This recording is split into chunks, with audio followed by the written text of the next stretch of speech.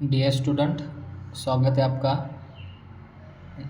SK maths coaching class में। और इस वीडियो के हम डिस्कस करेंगे second part of integration by substitution method. Okay, इसके फर्स्ट पार्ट में हमने कुछ स्टैंडर्ड फॉर्म थे उसको हमने डिस्कस किया था, और इस पार्ट के अंदर हम कुछ न्यू स्टैंडर्ड फॉर्म्स गिवन है हमें, उसको हम क्या करेंगे, डिस्कस करेंगे। ठीक है, तो चलो फर्स्ट स्टैंडर्ड फॉर्म क्या है देखिए हम यहाँ पे।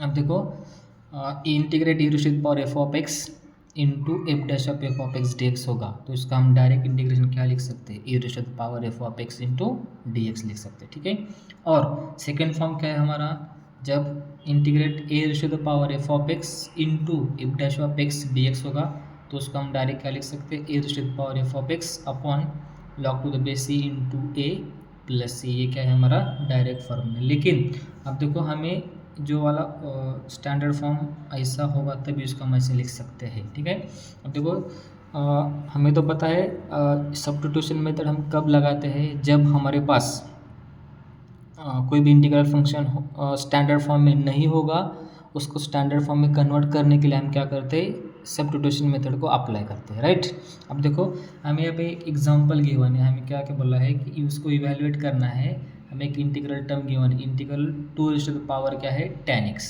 ओके, ये वाला ऐसा है, two raise to the power tan x upon cos square x into क्या है dx। ठीक है, अब देखो, इस इंटीग्रल फंक्शन को हमें देखा तो ये हमारा स्टैंडर्ड फॉर्म में नहीं है, तो इसको पहले हम क्या करेंगे, स्टैंडर्ड फॉर्म में कन्वर्ट करेंगे। लेकिन देखो, आपने इसको थोड़ा सा अच्छे से देखा तो ये वाला जो इंटीग्रल फंक्शन है, तो हमें इसके लिए ये वाला रूल क्या कर सकते हैं, अप्लाई कर सकते हैं, क्योंकि इसमें क्या है, a raise to the power f of x. A मतलब क्या हो सकता है, हमारी एनी वैल्यू हो सकती है, एनी पॉजिटिव क्वांटिटी, जैसे क्या है, क्या है, टू है, two raise to the power क्या है, tan x। tan x मतलब क्या है, हमारा कोई भी एक फंक्शन हो सकता है, तो इसके जैसे एफ ऑफ एक्स मतलब ये एक फंक्शन है। ठीक है, तो चलो इसको हम क्या करेंगे, स्टेप बाय स्टेप सॉल्व करेंगे। ठीक है, जो भी इंटीग्रल फंक्शन गिवन है इसको हम आई से डिनोट करेंगे, I is equals to integrate two raise to the power tan x। लेकिन इसको मैं लिखते समय थोड़ा सा चेंज कर रहा हूँ, इसको मैं ऐसे लिख रहा हूँ सिंप्लीफाई करके, tan square x into d x. ठीक है, अब देखो, आगे लेवल स्टेप करने से पहले हमें कुछ बेसिक ट्रिग्नोमेट्रिक्स आइडेंटिटीज पता होनी चाहिए, या शायद आपको पता भी हो सकती है। जैसे कि हमें पता है कि 1/cos x होगा, तो इसको हम कैसे लिख सकते हैं, sec x लिख सकते हैं। ठीक है, सिमिलरली जब हमारे पास 1/cos स्क्वायर x होगा, तो इसको कैसे लिख सकते हैं, sec स्क्वायर x ऐसे लिख सकते हैं। जैसे यहाँ पे cos x होगा तो डायरेक्टली sec x, और जब cos स्क्वायर x होगा तो इसको हम क्या लिख सकते हैं, sec स्क्वायर x के जैसे इसको भी हम लिख सकते हैं। ठीक है, तो चलिए देखो, नेक्स्ट स्टेप में क्या लिखेंगे, two raise to the power tan x into 1/cos square x is equal to हम क्या लिख सकते हैं, sec स्क्वायर x इंटू क्या लिख सकते हैं, dx लिख सकते हैं। ठीक है, अब देखो, इस वाले क्वांटिटी को इसके साथ कंपैरिजन करो।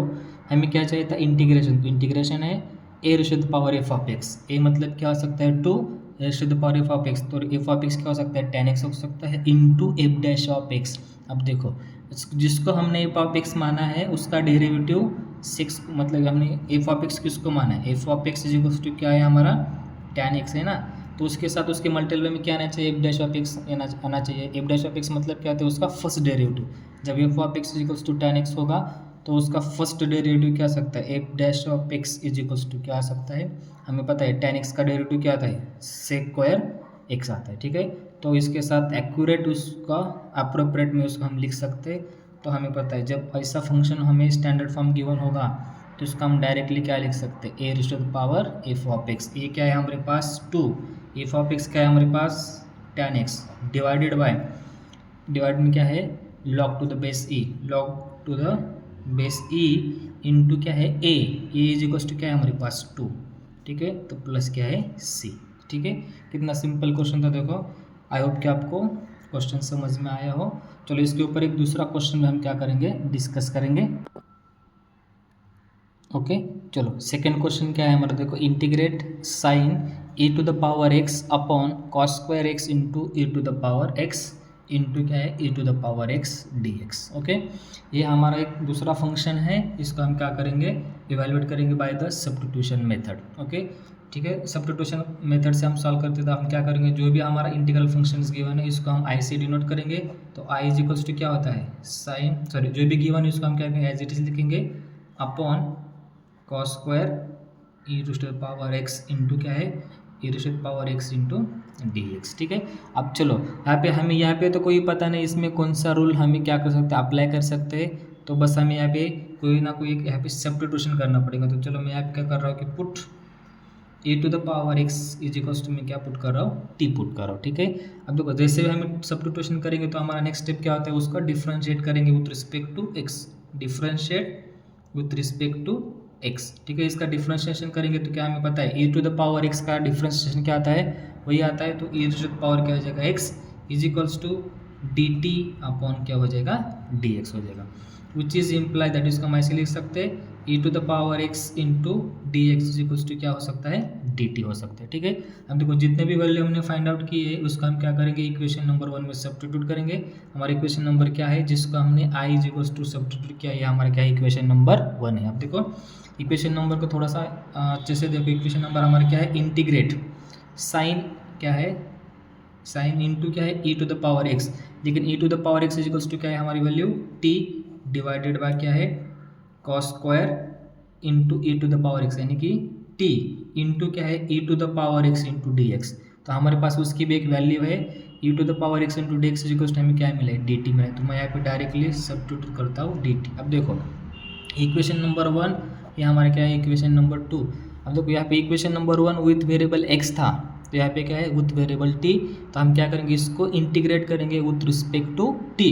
यहाँ पे हमें क्या करना था, इंटीग्रेट करना था विथ रिस्पेक्ट टू एक्स, लेकिन हमने क्या किया है, सब्स्टिट्यूशन किया है टी वेरिएबल में। तो हम क्या करेंगे, अभी विथ रिस्पेक्ट टू टी के फॉर्म में उसको इंटीग्रेट करेंगे। ठीक है, अब चलो ये जो वैल्यू हमारे पास क्या है, which is equals to I, which is implies that I is equals to integrate, देखो ये साइन टी मैंने एज इट इज लिखा डिवाइडेड बाय, अब देखो यहाँ पे कॉस स्क्वायर टी है, जैसे कि मेरे पास एक्स स्क्वायर होगा तो उसको मैं ले सकता हूँ x into x, right. Similarly हमारे पास क्या है, कॉस स्क्वायर एक्स है, तो इसको मैं ऐसे लिख सकता हूँ क्या, cos x into cos x, right.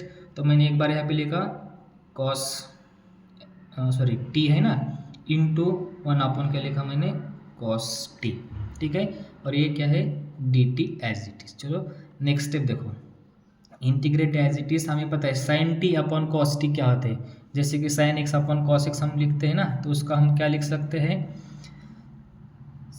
Sorry sine t upon cos T, इसको हम लिख सकते हैं डायरेक्टली टेन टी इंटू, इसका मतलब मैंने अभी पहले वाले एग्जांपल में समझाया था, तो 1 अपॉन क्या होता है, कॉस टी का मतलब क्या होता है, sec t into d t. Okay, तो हमें क्या करना है, देखो मैं यहाँ पे लिख देता हूँ, हमें क्या करना है, इंटीग्रेट करना है किसको, tan t into sec t d t को। ठीक है, तो इसका हमें पता है इसका इंटीग्रेशन क्या आ सकता है, तो हम इसका इंटीग्रेशन आ जाएगा, integration of tan t into sec t is आ जाएगा, sorry sec x plus c, sorry sec x हमें टी के रिस्पेक्ट में कर रहे हैं तो क्या आ जाएगा, टी आ जाएगा। ठीक है, तो हमें पता है टी की वैल्यू हमारे पास क्या है, e to the power x है ना, टी की वैल्यू दो ई टू द पावर एक्स है, तो फिर से हम क्या करेंगे, टी की वैल्यू क्या करेंगे, रिवर्स पुट करेंगे, तो so sec into e to the power x plus c, ये हमारा क्या हो जाएगा, फाइनल आंसर आ जाएगा। ठीक है, अपने वीडियो को लास्ट तक देखने के लिए थैंक यू, और आपको वीडियो पसंद आते तो प्लीज़ आपके दोस्ती के साथ उसको क्या करते शेयर कर सकते हो। Thank you for watching.